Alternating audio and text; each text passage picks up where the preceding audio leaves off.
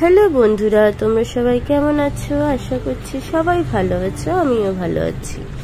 আজকে নতুন আরেকটি ব্লগ নিয়ে চলে আসলাম। আজ কিন্তু কোনো রান্নার এপিসোড নেই বা রান্না বান্না কিছুই নেই।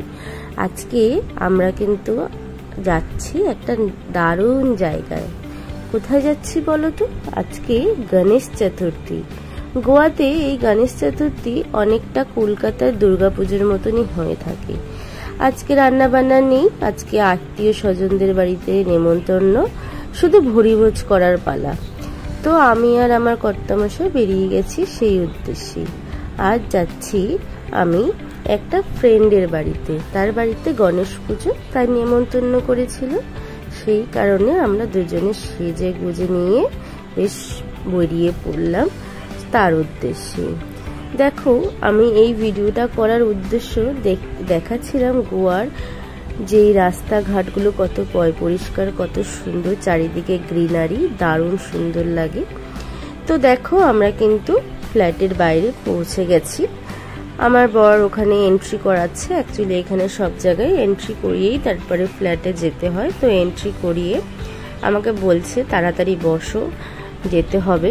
লেট হয়ে গেছিল আর কি, মোটামুটি 2:30 বেজে গেছিল পৌঁছতে, যেখানে আমাদের ডেকেছিল সকালবেলা। এবার আমি একটুখানি গাড়ির থেকে নেমে একটু কায়দা টায়দা করছি। দেখো কিভাবে ফটোটা নিয়েছে, তাই দেখো বলছে নাও নাও এবার নাও। তো যাই হোক, দেখো কি দারুণ সাজিয়েছে।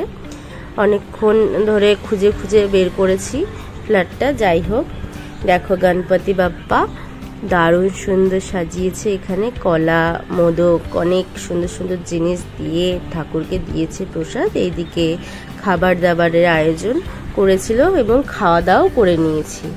খাওয়া দাওয়া করে আর গরমে ভালো লাগছিল না, তার জন্য আমরা বেরিয়ে পড়েছি বাড়ির উদ্দেশ্যে। বাড়ি যাওয়ার সময় আমি বলছিলাম যে মোদক দুটো নিয়ে আসলে ভালো হতো। কি দারুণ মোদক, অনেকটা না আমাদের কলকাতার সেই পিঠে আছে সেই রকম। মাঝপথে নামলাম একটা দারুণ সুন্দর প্যান্ডেল দেখে, যে চলো এখানে দেখে আসি। এবার আমি পড়েছি কায়দা করে একটা হিল, ওই জুতো খুলতে গিয়ে আমার যেন নাজেহাল হয়ে গেল। তারপর ও তো আগে আগে হাঁটছে, আমার জন্য তো অপেক্ষা মোটেও করে না কোনো সময়। যাই হোক, আমি পিছে পিছে যাচ্ছি। দেখো, লাইটিংয়ের জন্য একটু না ব্লার এসেছে।